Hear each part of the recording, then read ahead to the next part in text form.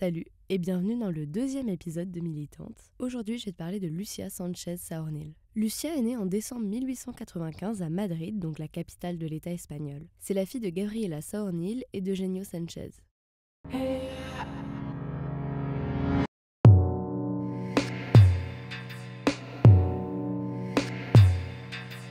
Je ne suis pas un homme. Je n'ai pas d'idées politiques. Je n'ai pas d'avis.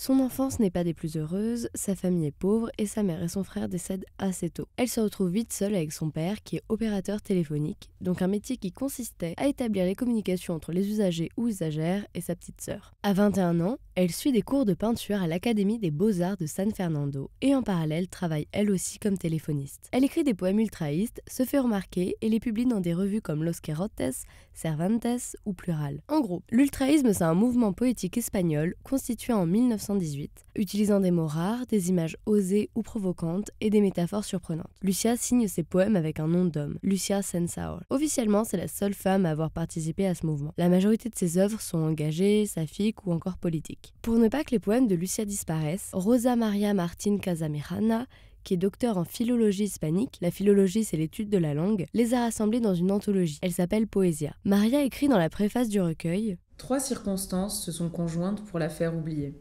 Sa condition de femme, sa participation à un mouvement d'avant-garde injustement méprisé, et son militantisme politique sur un front anathémisé tant par la droite dictatoriale que par la gauche marxiste. »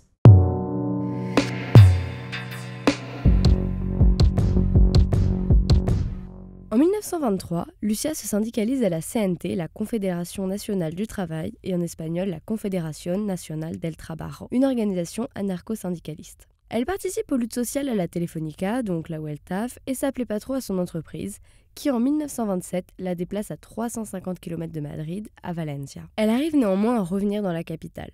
En juin 1931, une grosse grève éclate à la Telefónica. Lucia est une des agitatrices et oratrices. Elle devient une figure importante du mouvement et son entreprise la licencie. Elle continue à écrire des articles pour des revues anarchistes comme Tierra y Libertad, Solidaridad Obrera et bien sûr la Revista Blanca, qui est une revue libertaire, donc synonyme d'anarchie, de sociologie, d'art et de sciences. Elle obtient un poste de secrétaire au journal de la CNT en 1933. 2 ans plus tard, en 1935, c'est une grande année pour le combat de Lucia dans l'émancipation féminine.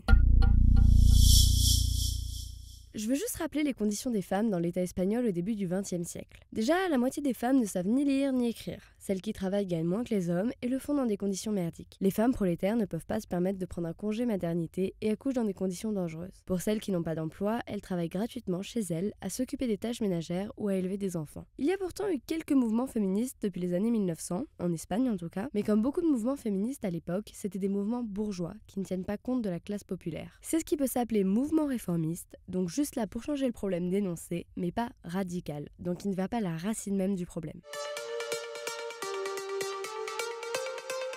En 1935, Lucia écrit « La question féminine dans nos milieux ». C'est un ensemble de 5 articles écrits en octobre 1935 qui a été publié dans la revue Solidaridad Obrera. C'est une réponse à Mariano Rodríguez Vázquez qui, dans le même journal, s'était plaint que la CNT ne fasse pas plus de propagande à destination des femmes. Dans le premier, elle critique les attitudes des camarades de la lutte vis-à-vis des femmes et principalement de leurs proches. J'en suis arrivée à la conclusion suivante. Les camarades anarcho-syndicalistes ne sont que peu intéressés par la participation de la femme. D'après elle, cela est lié au concept ridicule de l'infériorité féminine qui nous a fait prendre un retard de plusieurs siècles dans notre civilisation. Comme Flora Tristan, qui a très justement dit « L'homme le plus opprimé peut opprimer un être qui est sa femme », elle est le prolétaire du prolétaire même, elle démontre que l'homme, après avoir subi l'humiliation bourgeoise, rentre chez lui et se comporte comme un tyran envers les femmes de sa maison. Tout en se récriant contre la propriété, ce sont les plus enragés des propriétaires. Tout en se dressant contre l'esclavage, ce sont les maîtres les plus cruels. En gros, elle soutient que ce n'est pas les femmes à qui il faut faire de la propagande, mais aux hommes eux-mêmes. Comme nous le voyons, ce n'est pas là que réside la difficulté. Le problème est ailleurs. Il est chez les compagnons eux-mêmes, dans leur manque de volonté. Il faut leur dire qu'avant de réformer la société, il convient de réformer leur foyer. Dans le deuxième article, c'est le rapport de la femme avec l'homme qui est abordé. Elle affirme que les hommes veulent des femmes comme atout à la lutte sans se remettre en question. Il y a de nombreux compagnons qui souhaitent sincèrement le concours de la femme à la lutte, mais cela ne correspond en rien à un changement du concept qu'ils ont d'elle. Elle parle des femmes comme la femme et ne s'inclut pas dedans. J'ai pas de réponse sûre à apporter sur pourquoi, mais j'imagine que c'est parce qu'en tant que lesbienne, elle ne s'inclut pas dans le schéma hétéropatriarcal imposé. Elle ne put même pas apprendre à regarder en elle-même parce qu'on lui avait assuré qu'il n'y avait rien. Elle rappelle qu'au cours de l'histoire, les hommes s'étaient déjà demandé si la femme avait une âme et si elle était un être humain. La femme a été éduquée uniquement pour Exciter les sens du mal.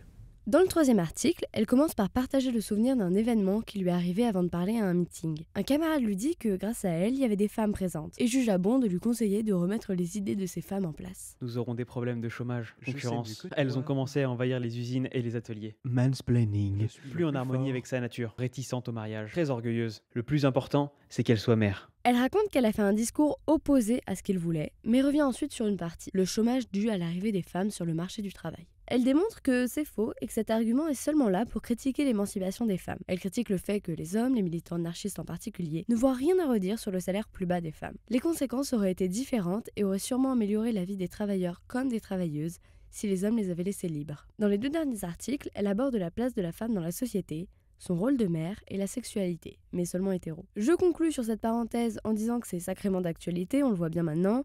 C'est pas parce qu'un mec cis se met du vernis, va aux manifs contre les violences sexuelles ou à King Kong théorie qu'il est forcément safe et assez déconstruit, surtout dans son foyer. Car pour un anarchiste, avant tout et par-dessus tout, il y a l'individu.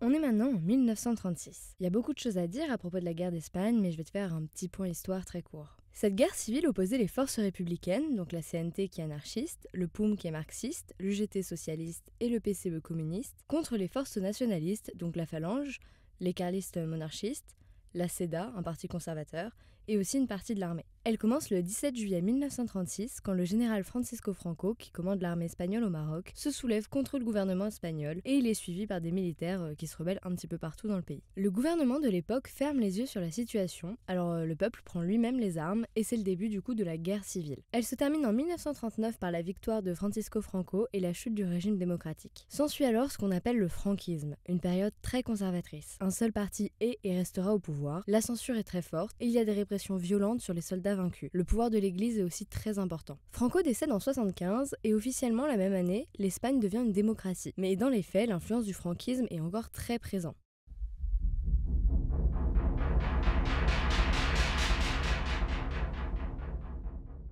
Lucia Sánchez Saonil marche les armes en main. Malgré sa présence sur le terrain, l'écriture reste son grand moyen de révolte. Elle travaille activement sur la revue Mujeres Libres, je t'en parle un peu après, et d'autres revues telles que Solidaridad Obrera, qui est du coup le journal hebdomadaire de la CNT, donc la Confédération Nationale du Travail, si t'as bien suivi. Durant cette période de guerre civile, ce travail de journaliste l'oblige à se déplacer, la conduisant autant dans des campagnes qu'au front, voyant ainsi différentes facettes de la guerre. Elle réussira, avec des armes pas franchement neuves, à attaquer des franquistes pour prendre leurs armes de meilleure qualité.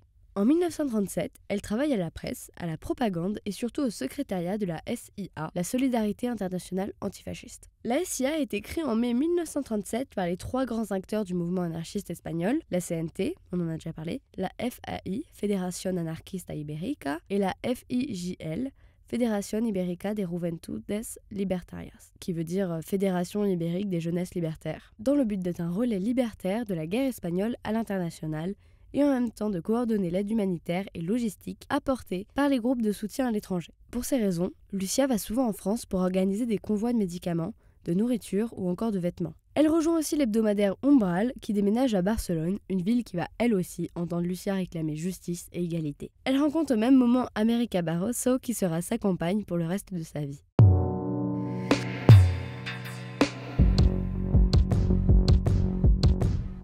Durant la guerre, une organisation anarcha-féministe, même si c'était pas un terme répandu à l'époque, fait parler. Mujeres libres, donc femmes libres. Je vais faire court, j'aimerais faire un épisode uniquement consacré au mouvement et au journal, donc je vais vraiment survoler le sujet pour l'instant. Mais en gros, Lucia pense, et elle n'est pas la seule, que la dépendance des femmes est en partie liée à leur dépendance économique et souhaite que les femmes soient suffisamment cultivées pour pouvoir se révolter contre les inégalités salariales. C'est de cette idée que part le projet Mujeres libres. Mercedes Coma Posada, Amparo Bosch et Lucia fondent d'abord une revue. 13 numéros paraîtront. Beaucoup de sujets seront traités. Bien évidemment, le combat pour l'émancipation des femmes et la double oppression qu'elles subissent sont très présents, mais il y a aussi surtout beaucoup de propagande anarchiste. Comme elle le dit, Éveiller la conscience féminine aux idées libertaires. la revue connaît un certain succès et une organisation se forme, même si contre toute attente, les autres piliers de l'anarchisme espagnol l'ignorent totalement. La non-mixité dans l'organisation est contraire aux idéaux anarchistes. Nous ne sommes pas des inconnus. Nous sommes des compagnes qui avons mis toutes nos capacités au service de l'organisation et de l'idée. Et nous ne pensons pas que votre comportement est le plus solidaire qui soit. Une organisation féminine serait pour le mouvement un élément de désunion et d'inégalité, et cela aurait des conséquences négatives pour l'essor des intérêts de la classe ouvrière. Ça revient à ce qu'on voyait dans la question féminine dans nos milieux. Parce qu'en gros, les mecs des autres organisations anarchistes, ils voulaient pas qu'il y ait une organisation de femmes indépendante. Mais cela n'empêche pas l'organisation de s'étendre, et en 1938, on compte plus de 150 groupes dans toute l'Espagne. Déjà, les groupes mettent en place des formations scolaires avec des cours de lettres pour combattre l'analphabétisme, des cours d'histoire, de politique ou encore d'économie. Des stages de formation professionnelle sont aussi mis en place pour que les femmes apprennent la couture, l'infirmerie, mais aussi la mécanique ou la conduite des transports publics. Des cours de tir sont aussi enseignés, et tout ça en pleine guerre civile.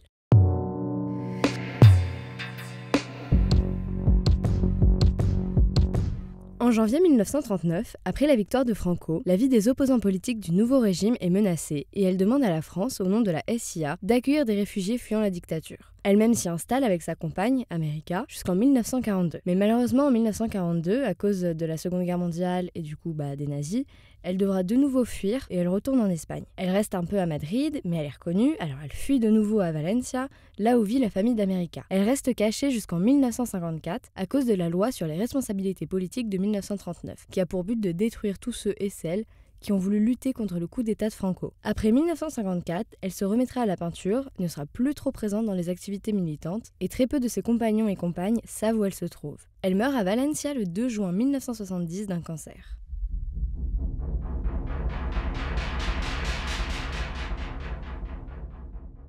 Merci d'avoir écouté ce deuxième épisode. Comme je te l'ai dit, je ferai un épisode très sympathique sur Mujeres libres, où je parlerai un petit peu plus de la guerre d'Espagne à ce moment-là. Salut!